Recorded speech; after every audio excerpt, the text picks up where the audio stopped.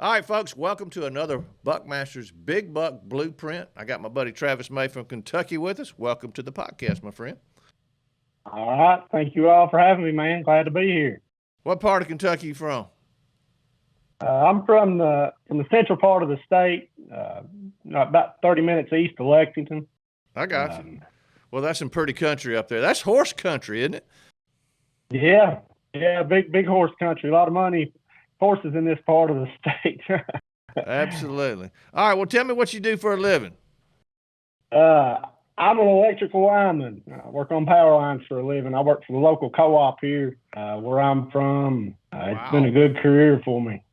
That's a little dangerous, real dangerous. It can be, yeah. It's come a long way in the last 20 years. You know, it's not as dangerous as what the average person probably thinks, but it is dangerous.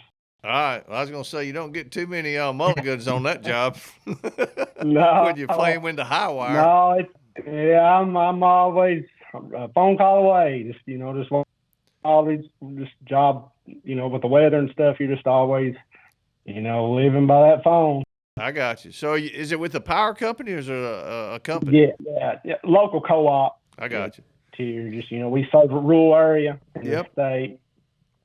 Well, it's funny. I had a friend of mine from high school work with Alabama Power down here, and it was way back. You probably seen it on TV a long time ago. I couldn't find a straight tree. I couldn't find a big enough tree, so my buddy would bring me 40-foot telephone poles, and we would sink them in the ground about 15 foot, and we shot more deer off that. I had people all over the country absolutely sinking power poles everywhere. So I figured when you said the power company, I said, you click in on that tip right there. I have guys hit me up all the time. Hey, man, can you bring me some poles? Can you bring me some poles? So I'm always hooking people up. We're building tree stands and stuff out of them. I'm doing something. Oh, yeah. All right, how many kids? You married, got kids, everything? Yeah, I have a wife coming up on our 5-year anniversary here in a couple of weeks. Good deal. Been married for 5 years. Been together quite a few years longer than that. And then have 2 kids. I have a boy, he's 4, and I have another kid. He's another boy, he'll be 2 and next month. All right, man. You sound like you're building a baseball team right there with the boys. We're going to start a basketball team. We got a new basketball coach here in Kentucky, so I might start a new team up for Coach Pope here in a few years. I hear you. Well, who got you going in the hunting bug way back? My grandfather. He's an outdoorsman. He started me when I was, as long as I can remember, I was probably 4 or 5, going out with him hunting and just introducing me to guns and that aspect of the outdoors. And then my father was a hunter, but he mostly because he knew I wanted to go, so he would take me and stuff. But my grandfather really was the big outdoorsman of the family. Exactly how I started. My dad was all about sports, and we did a little bit, but my grandfather is who got me hunting and fishing, and I appreciate that every day because without his introduction, I wouldn't have been addicted like I was. So, well, talk to me a little bit. I mean, when did you get into the deer hunting part? My grandfather started me squirrel hunting, rabbit hunting, and I didn't start deer hunting until I was 15 or so. So when did you start on the deer hunting part? It was sort of the same for me. He started me, I remember the first hunt I remember was squirrel hunting, with him. Done that for a few years. I remember my first deer, I think I was around 7. Something like that, 7, 8. So I started young, but I was in that range. I remember the squirrel hunting and stuff was the first thing. We turkey hunt too, but mostly just that part of it got me started. I got you. Well, when did you start picking up the bow? You like to bow hunt, obviously. So when did the bow hunting come in? Yeah, that's my grandfather. One, I have 2 grandfathers. One of them passed away. The one that passed away, he bought me my first bow for Christmas when I was probably 8 or 9 years old. He bought me a little PSE, the youth model. And I remember shooting that. I wasn't, like I said, my grandfather that taught me hunting, he wasn't a bow hunter. He gun hunted. Kind of didn't really have anybody to go by. I kind of taught myself. I remember shooting that bow and didn't really know how to sight it in. I didn't know how to use the sights on it. So I remember trying to figure out how to hold with the sights without being able to move them. And, just kind of taught myself that aspect of it. And, just ever since I picked that bow up, I still shoot a PSC to this day. Really? I've never switched from them. Huh. And I've just upgraded every year. I'm just comfortable with them, and love all those guys over there at PSE. And they've been a good bow. I'm still shooting them to this day. So, when did you shoot your first deer with a bow? I was probably 12, 13. Really? Wow. Myself. Yeah. That's Yeah. impressive. Yeah. Hunting by myself. Yeah. Yeah. I remember I wasn't old enough to drive. My father would take me and drop me off out at our family farm. And, I would just hunt and kind of out on my own. And I remember shooting my first, as a doe, I remember shooting my first deer with a bow. How about that? 12 years old.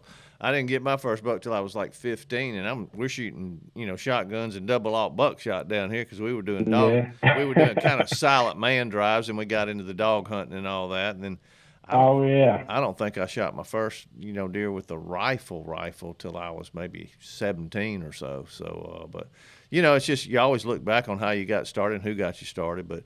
It's a fun family sport, and you got your two boys coming up, and hopefully they'll want to be part of the outdoors too. Oh yeah, I take my oldest boy. He just went with me and we went out to the family farm and moved some cameras around I had out there from turkey season and starting to kind of gear him up for deer season here. So I was moving his camera. He usually goes and hangs right with me. Yeah. He's gonna love it, I think, like I will. My youngest, I'll get him going when he gets big enough too. Well, cool.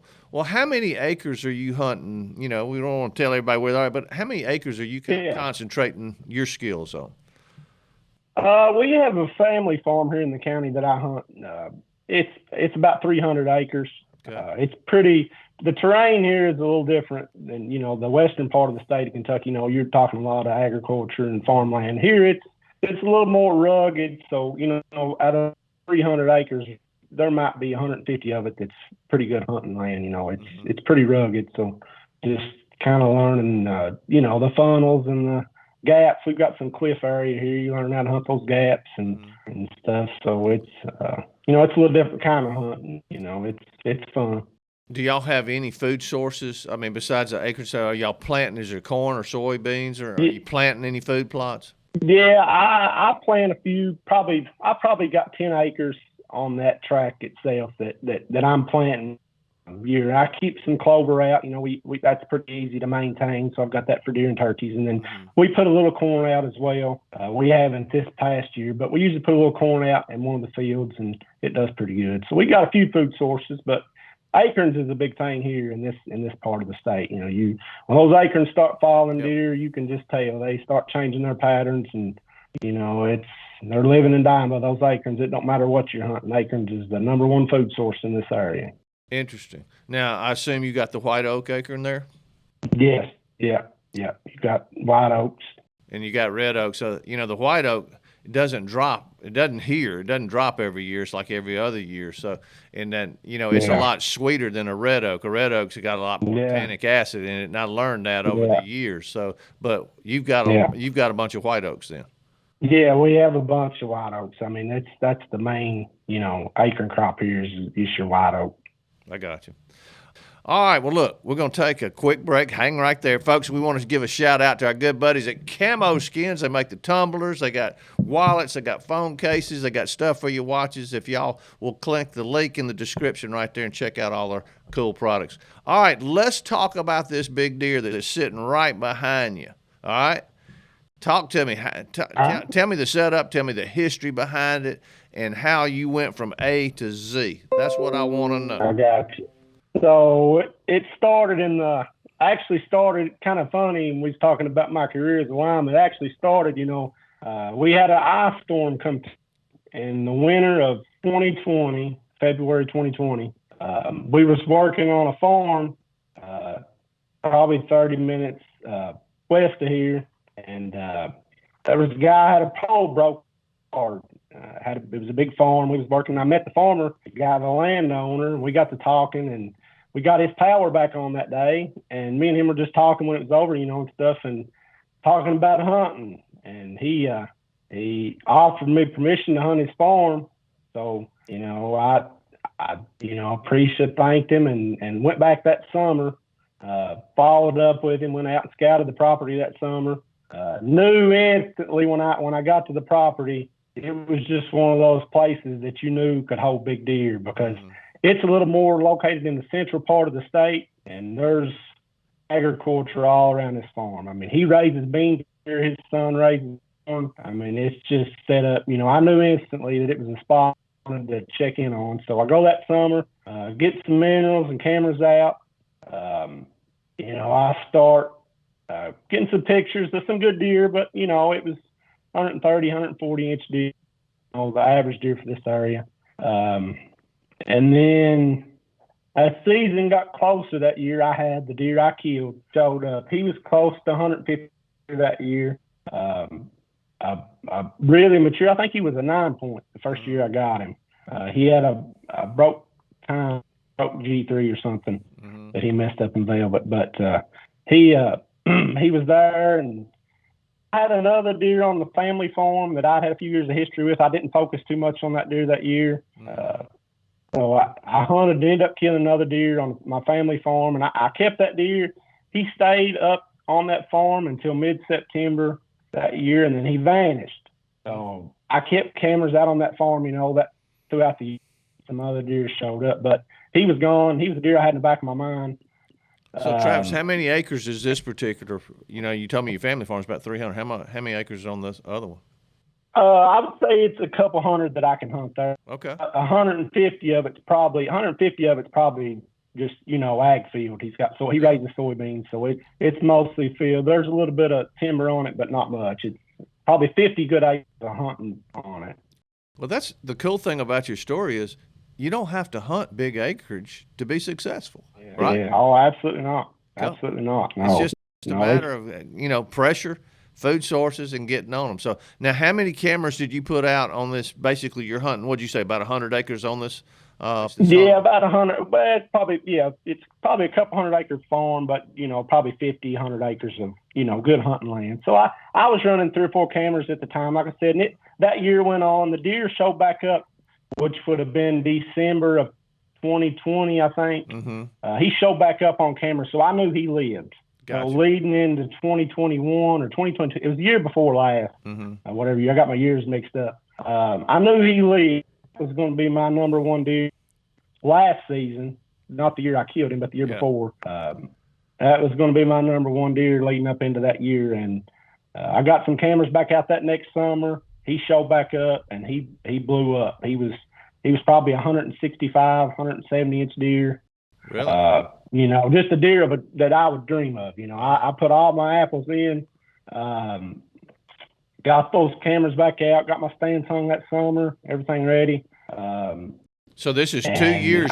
2 years you're seeing him on your cameras right now. Yeah, 2 years. That 2 years right now, I had him on camera. Leading into that year, I hunted him the opening weekend. We have the early bow season here in Kentucky. It comes in usually the Labor Day weekend, that early September. I hunted him hard a couple weeks. It was all nocturnal. He didn't show, and then he ended up disappearing, just like he did the year before. When he shed his velvet, he was gone. So I hunted, kept cameras out over there, and I always had that deer on my mind. I hunted some other deer. I actually didn't end up killing a deer that year, I don't think, which would have been 2 years ago. Just focused, hunted that farm, hoping he would show back up. He never showed back up until January of that year. He showed back up after the rifle season and stuff ended here. He showed up here, so I knew he lived, and that would have been leading up into last summer. Gotcha. So you got 2 years of watching him. Now he's coming into his 3rd year, and he's blown up a little bit bigger, huh? Yeah. Well, last year I got my camera because I spent all off season thinking about him, and I knew he lived. That I was pretty sure he lived. I mean, I had pictures of him in January here, and that was after all of our rifle seasons and stuff. So, got my cameras out and didn't get pictures of him all summer. I was concerned, didn't know if he got hit. There's some pretty good roadways in that area. Didn't know if he got hit by a car or if we had some disease that got him and whatever. So we was on a family vacation in August, going to Florida, and I'm running cell cameras now. Yeah. Most people are, and yeah. So I was running cell cameras, and I remember I woke up first week of August. I woke up, and usually the first thing I do, I check that camera. I go through my pictures in the morning when I wake up, and he had showed. And when he showed up, it just, jaw drop. Yeah. I just couldn't believe that a deer of that caliber was going to be, on a farm that I had, access to hunt. And it was just all apples in the bucket there. And I went straight, and we got back from vacation and put a few more cameras out on that property, pretty much surrounding, that farm's cameras, trying to figure out where he's at, and started getting a lot of pictures of him on the north end of the farm in a bedding area. I kind of figured I'd pinpoint out where he was bedding at, and started getting pictures of him. I had put a mineral site out there a few years past when I first started hunting the farm, and there was an old stump there that I had minerals, and I refreshed it, put a camera on it, and I started getting pictures. I think I had pictures 20-something days straight, daylight on that mineral site leading up to season. So I found it, and it was just a matter of just putting everything together and making sure I didn't screw it up. So when does the season come in up there? I killed him on the second day of September this past season. So it's usually the first weekend in September. First weekend in September. When it opens. I got you. And yeah. they're in full velvet. Yeah, that's what I was about to say. Most of your deer, 90% of your deer at that point, still in velvet. So,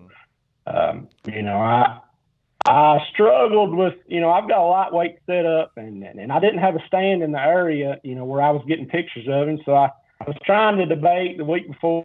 I was debating on whether I just go in that day, do a hanging hunt, or do I take a chance here? And it's hot weather. I mean, we're looking at, around 90 degrees that time of year here. So it's very hot and humid.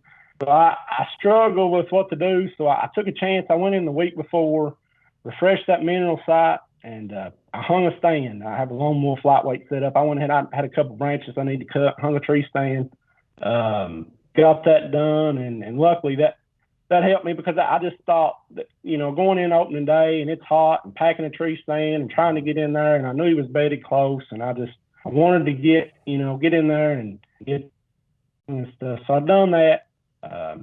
That led me into open. I got up that morning, got all my gear together, got over there early to the farm, and I parked probably 300 or 400 yards away from where I've got a pretty good walk. It's hot, so I took my time. Northeast wind that day, I think, if I remember correctly. Had a perfect wind for that setup. I had access to a fence row. He's got some cattle on the other side of the fence, crop on the left side. Fence row to access that thicket where I was trying to get into his bedroom. I knew he was bedded closer to the creek on out the ridge. So I slip in there, get in clean, don't bust any deer going in, which was a big deal to me. I knew if I could get in clean with the amount of daylight pictures I'd had leading up to season, I had a good chance to see him. So once I got in clean, you needed that northeast wind to go hunting. If you would have had a southeast, you couldn't have. Couldn't win. Yeah, I luckily had the right wind for that setup. If it was the southeast wind, I wasn't going to go. I wasn't going to chance it, because it would have been blowing right directly where I thought he was bedded. So luckily I had the right wind. I used that fence row to access that thicket. Got in there. Probably once you get to the other end of the field, probably a 30-yard walk into the woods, just right on the inside of that thicket there. Didn't have to go far into it. Were you seeing, Travis, more daylight pictures in the morning or afternoon, or both? It was afternoon mostly, but what I was figuring he was doing, he was staging up in that thicket in the evenings, waiting to dark, going out into the soybeans, staying out there most of the night. And then I would usually get some pictures of him coming back, going back into that thicket around early in the morning, later on into the morning sometimes. Mostly just, you could kind of see what he was doing. And I had cameras all over that farm and wasn't getting pictures of him on any of them. So, I mean, he was staying on that north end of the farm and wasn't really, at least on the farm I could hunt, he wasn't really moving around on it much, just that one part of that farm. Yeah. So this is a morning hunt that you're slipping in on him, right? No, it was afternoon. I went in that morning, later in the morning. Yeah, I'd slip it was probably 1 o'clock. I got in early because I wanted to just get in there. It was 1 or 2 o'clock. I wanted to get in real early and just let everything calm down. It was going to be a long sit. I think it was 7 or 8 hours. You're looking dark at that point. Wow.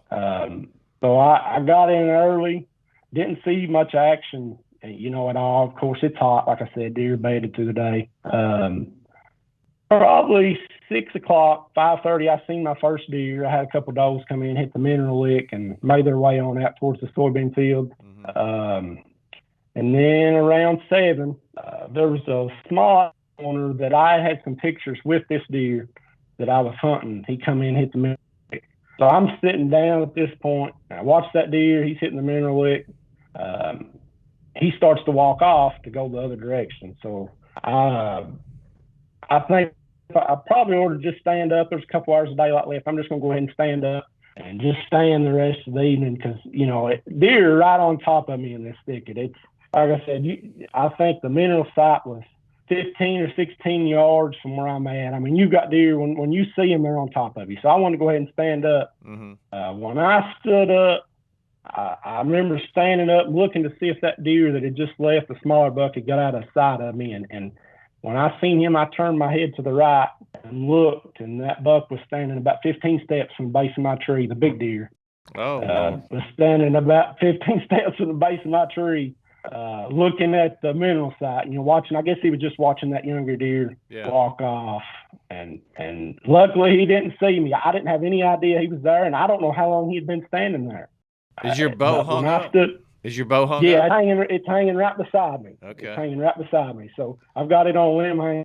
And luckily, like I said, he didn't see me. I got lucky on that part because I just wanted to stand. I didn't think, usually it was 30 minutes, an hour before dark when he would come out, but this is a couple hours before dark. Wow. When he started walking towards the mineral site, he kind of veered to the right and started going over the hill.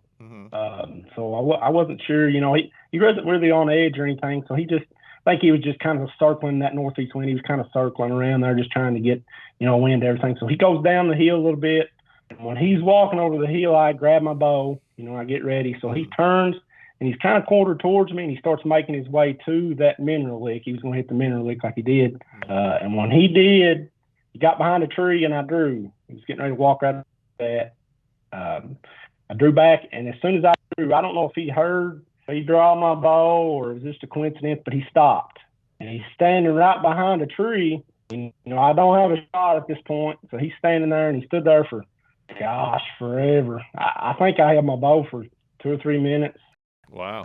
I think he had heard something. I'm sure he heard me, or maybe he got a whiff of me. I'm not sure, but he stood there for a couple minutes, and I started getting pretty tired. I was hoping he would, come on in or something. And luckily, he took a couple more steps, and I shot. Felt confident about the shot. I shot him a little quarter to me more than I would have liked, but I shoot a little bit heavier of an arrow. Shoot a fixed blade broadhead. I wasn't too worried about having through that shoulder. I was pretty confident in that. So when I shoot, see the luminok hit him where I'd hit, but when he turned, my arrow had hit a tree, I guess, and it was sticking out of him. It hit a tree, and my luminok flew up in the air. So it was kind of, it's kind of dark in the woods. You can't really see real good. I wasn't sure what had happened. I seen that luminok fly. When he turned, I guess the arrow broke and knocked it up in the air. So, I was a little concerned about it. So I wait and talk, some of my buddies that on standby. They all knew I was hunting a big deer. So call them, tell them what had happened. I sit there, wait probably 30 minutes. Get down, I walk down, and I just walk over there, and I found my arrow. And when I found the arrow, I realized I'd got all penetration all the way almost up to the fletching where it broke off. So when I seen that, I knew I was pretty confident the deer was, it fell over the hill and died. But, I just wanted to back out. We backed out and gave him, we probably gave him 3 hours. Really? Something like that. We backed out, yeah. And I gave them time to get over there and meet me, and had a couple family members and 2 good friends that I grew up hunting with that come with me, and they were just as excited as me. My one friend that I grew up hunting with, he called me every day when it would get about 30 minutes before dark. Man, is that deer in the can? Is that deer in the mineral site? Is that deer in the mineral site? Right. So he just, he was invested in it as I was. Wow. We were, so he was the first one to me, and then I had some other friends that I worked with, and my brother-in-law came, and so we're waiting around there, and we walk down. We get there, right to where I shot the deer. Don't really find any blood to start. which I kind of expected. I didn't get a full pass through, so we wasn't finding blood. Uh, we probably, we found that piece of that arrow that I'd had. We found a few drops of blood there. We start, walking the direction I'd seen the deer run. I could kind of tell the guys were a little concerned with the blood. We wasn't finding much. But I felt so good about that shot that, I knew that he couldn't be too far. So I kind of moseyed out in front of him, and I'm looking, and I kind of see a place for some trees that kind of, you could see where something knocks a couple trees over. I'd probably walk 50 yards at this point. The guys are behind me. It's dark. Of course, we've got our headlights, and, I'm shining down in the creek bottom, just taking my time, making sure I don't step on any blood or nothing. And I look in the creek, and there the buck laid. He'd run down over the hill and fell right in the creek. How about that? A lot of times that's where they want. They want to go to water when they're hurting. And I can't tell you how many right beside the creek. How many bucks I've found in that water without even trailing anything. That you knew the creek bottom was down there. Yeah, I knew the creek bottom was there, and like I said, I wouldn't normally do that, but I felt so good about that shot. Yeah. He was quartered to me. I put it. I watched my luminite go right in where I was holding, and I knew that there wasn't much of a chance that he made it. So he probably run 80, 90 yards. Wow. Down in the creek. Well, that's an awesome story. And this buck scored what, 193 and 1/8 in our 193, yep. Dale Weddle. Is that Dale scored him? Yeah. Yeah. Dale scored him. He contacted me a few days after and then I stayed in touch with Dale. Yeah. Throughout the whole process, he's been great. He's helped me with everything, and that's awesome. He's a good friend. Yeah. Now, is that the buck? That's got to be him behind you, right? That's him. You want to grab him off the wall real quick and bring him? Oh yeah. Let's see everybody. Let's see him up close. Full velvet too. Yeah, full velvet. Wow. Get this chair out of the way. Wow, look at that, folks. I think some of his bases were around 6 inches. Wow. Yeah, turn him a little bit left and right so we can see him all the directions. Look at that, folks. Is that a toad or what?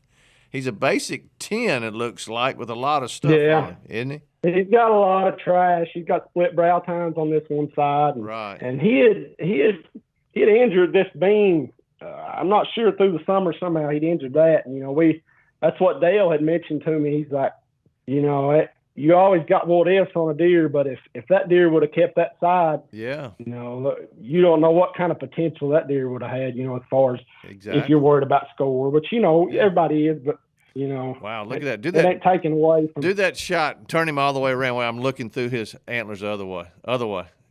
Yeah, let's go backwards. There, come around. Keep on coming.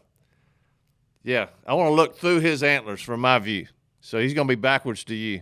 Yeah, I've got him straight on backwards. There. Yeah, there you go. Look at that right there. Okay. Look at those tines stacked together. Anytime your G2 is equal or longer than your G3, you got a lot of points right there.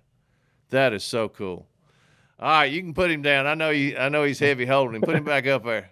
Yeah, it ain't too bad. That is such a cool buck. But you're right. I see that injury over there on that right beam. And I'm not sure. When I got pictures of him, he had already injured it. Yeah. So I'm not really sure, how he done it. I don't know what happened, but it could have been anything. How it is with velvet, but he hadn't had that injury. Had an injury the year before that I know of. Something, they say if they're injured the year before it could do that, but I don't know. I think he just don't tell them what happened. No telling. Well, you got your score sheet behind you, I see. So got your official score. Had you ever heard of the BTR scoring system? Yeah, okay. I'd heard of it. I had some friends that maybe had sent some deer in. You guys had scored before. Yeah, I'd heard of it. Well, Dale does a great job up that way, and it's always cool to see those little things on the wall back there that's going you're official now. But that's a cool story. It's interesting you said, because over the years bow hunting, I've always used whether a tree or whatever. So if I can't see the eye of a deer, that's when I draw back. But it's just like you said, you drew back and he stopped a little bit. But I always try to draw back where, I can't see the eye of the deer. But you held a long time. That was a pretty heavy pound bow you're holding back for 2 or 3 minutes, wasn't it?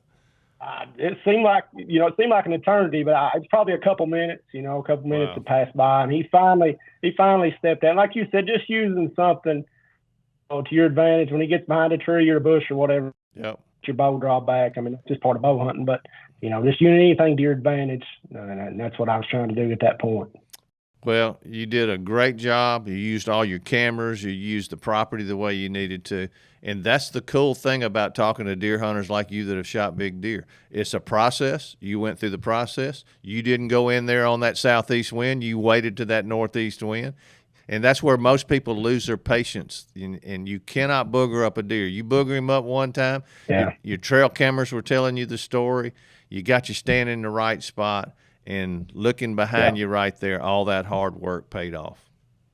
Yeah, and I knew that going in. I knew my best opportunity to kill that deer was the first time going in. I knew if I left out that evening, the way that deer was going out, because the way I was leaving was the way he was going into the bean field. And I knew going in that evening, everything had to be perfect. And I had a good wind condition and good access, and the good Lord just put me at the right place at the right time.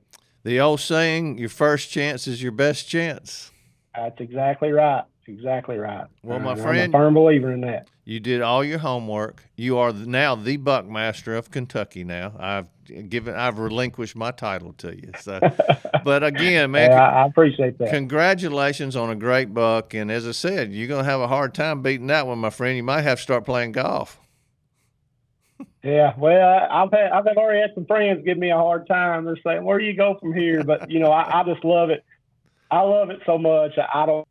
It'll be a problem for me. As I get older, just getting out there and appreciating, I don't got a lot of time to hunt with family and, a job that's demanding, and just anytime I get in the outdoors so just, I appreciate any time I get out there, and I'm going to keep hunting hard just like I always have. Keep doing it. Like I said, you got one World Series ring on your finger. If you never get another one, you got it, but hopefully you can get a few more. At least I got one. Exactly. Yeah. Well, all right, At least I got Travis, one. Thank you so much for your story. Tell all your buddies up there I said hello, and, have a blessed year this year.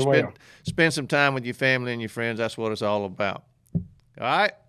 Absolutely. It was an honor to get to talk to you. I've been watching you for a long time, and I appreciate you guys having me. I appreciate it. All right, folks, that does it for another Buckmasters Big Buck podcast right here on the Buckmasters. Y'all stay tuned. We got some more coming right to you.